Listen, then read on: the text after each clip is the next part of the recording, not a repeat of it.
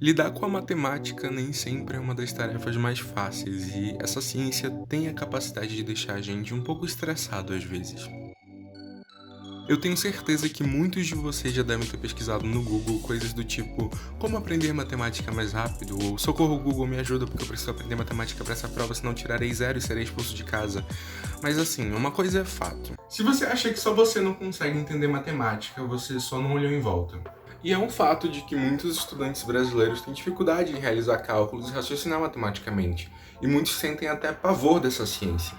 E sabendo que a educação brasileira não é uma das melhores e isso também não ajuda, é uma realidade que muitos alunos saiam da escola sem saber muitos conteúdos essenciais, sendo que é necessário que você crie uma base sólida para conseguir evoluir nos seus conhecimentos da matemática. Mas não se preocupe, o vídeo de hoje é justamente para te dar 4 dicas práticas de como aprender matemática de uma vez por todas. Foi utilizando essas 4 dicas que eu consegui sair de 21 acertos em matemática no Enem 2018 para 33 acertos em matemática no Enem 2019 e você tem que seguir as 4 dicas para dar certo, então não preciso nem falar que é para assistir até o final. Primeira coisa, não tenha vergonha de começar pelo começo. Não é à toa que crianças não entram na escola aprendendo logaritmo. Você precisa formar uma base muito sólida em matemática para conseguir evoluir junto com os conteúdos. Se a gente pensar num castelo de cartas fica muito mais fácil. É impossível você construir um segundo andar se você não tem o primeiro. Assim como é impossível você entender de fato assuntos mais avançados se você não sabe a base. Em matemática isso fica muito mais claro, porque é muito comum você ver pessoas que sabem fórmulas de assuntos mais avançados e tudo mais. Elas conseguem interpretar a questão, colocam a fórmula, mas quando chega lá no final que elas têm que fazer uma expressão numérica simples, elas travam ou erram. Se esse é o teu caso, não tem vergonha nenhuma em você voltar para a base, sabe? Estudar MMC, fatoração, produtos notáveis, juros, toda essa parte de matemática básica. Até porque se você não fizer isso, não adianta, você vai passar o ano inteiro seguindo o cronograma de estudos normal, estudando aqueles assuntos mais avançados, mas você não vai aprender nada. E você também não vai conseguir, de fato, desenvolver as habilidades que você precisa para ir bem na prova. A matemática funciona sempre como uma escadinha, não tem como você aprender, por exemplo, equação exponencial se você não sabe potenciação, não tem como você aprender potenciação se você não sabe as 4 operações fundamentais, e assim por diante. Sendo assim, comece estudando pela base. A dica número 2 é estude matemática todos os dias, nem que seja um pouco. Eu sei que pode parecer uma coisa meio que saco matemática, mas assim, eu acho que você só não deve estudar matemática todos os dias se você está se preparando pro Enem, se você já é muito bom em matemática.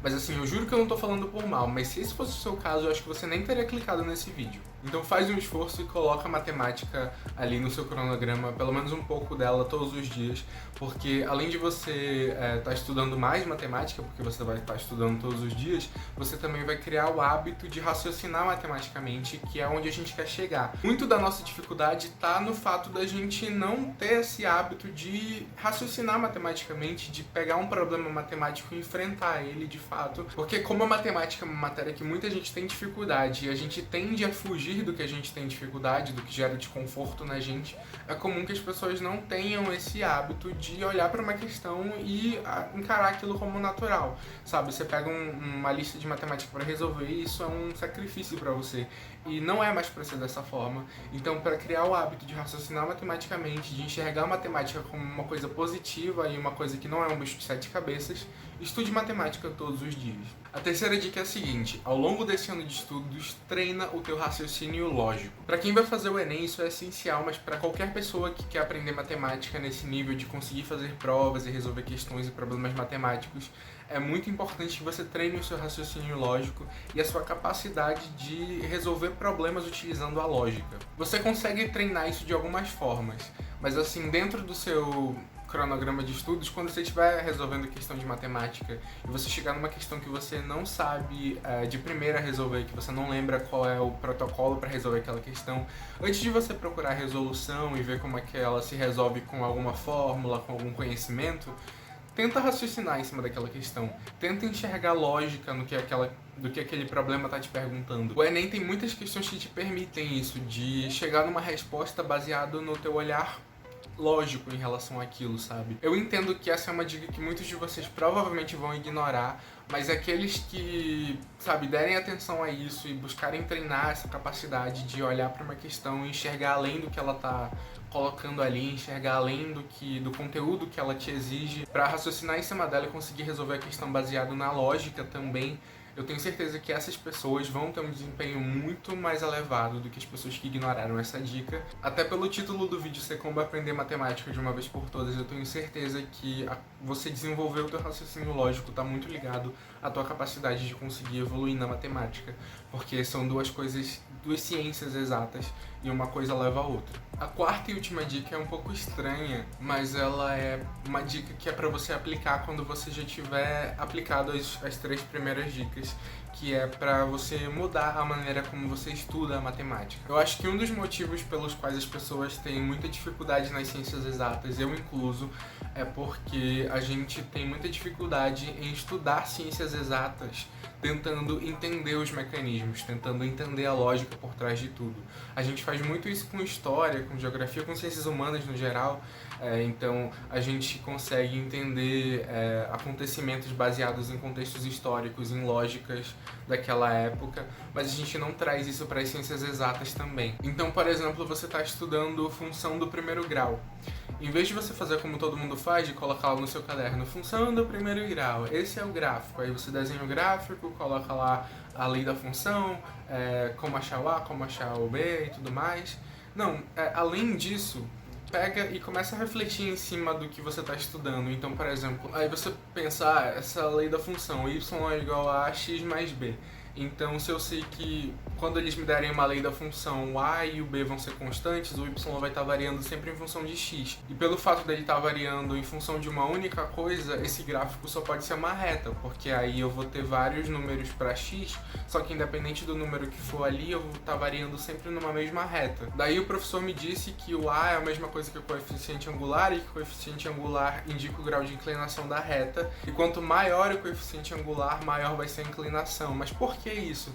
Bom, se o a está sempre multiplicando o x, se eu tiver um número maior multiplicando o x e eu sei que o x vai ser um valor naquela linha de baixo do gráfico, é lógico que esse valor vai ser maior, e aí a inclinação vai precisar ser maior. E se esse valor que está multiplicando o x for menor, a inclinação vai ser menor. Eu sei que pode estar parecendo que eu estou falando para você perder tempo, mas na verdade, quando você começa a tentar entender do que você está estudando, entender por que aqueles números, entender por que dessas informações, por exemplo, como eu falei do coeficiente angular.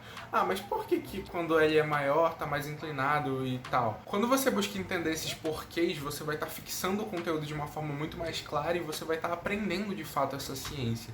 E aí, quando você for cobrado numa questão para ter um raciocínio um pouco diferente daquele feijão com arroz de, olha, a lei da função é essa, você acha o A e o B dessa forma, se te cobrarem uma coisa um pouco além disso, você não vai ter dificuldade, porque você consegue raciocinar em cima daquele conteúdo todo.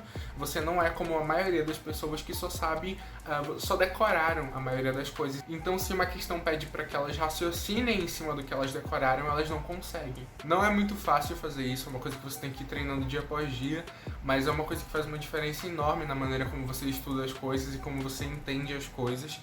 Exige muita força de vontade, porque na maioria das vezes a gente sente mesmo essa preguiça de, estudar, e a gente quer só aquele resumão de tudo. E a gente tá sempre achando que quanto mais a gente resumir as coisas e entender as coisas resumidas, a gente vai ter mais tempo para estudar mais coisas, e quanto mais coisas a gente estudar de forma rasa vai ser melhor. Só que não, você vai ter aprendido um monte de coisa, só um pouquinho de cada coisa. E o vestibular, ele não te cobra só um pouquinho de cada assunto, ele te cobra o assunto de forma completa. Basicamente é isso, gente. Eu quis trazer dicas que eu não vejo muito por aí as pessoas falando, tanto que eu não consigo, às vezes eu não consigo nem colocar direito em palavras essas dicas e o que eu quero expressar com elas. Mas eu espero que essas dicas ajudem vocês a evoluir na matemática.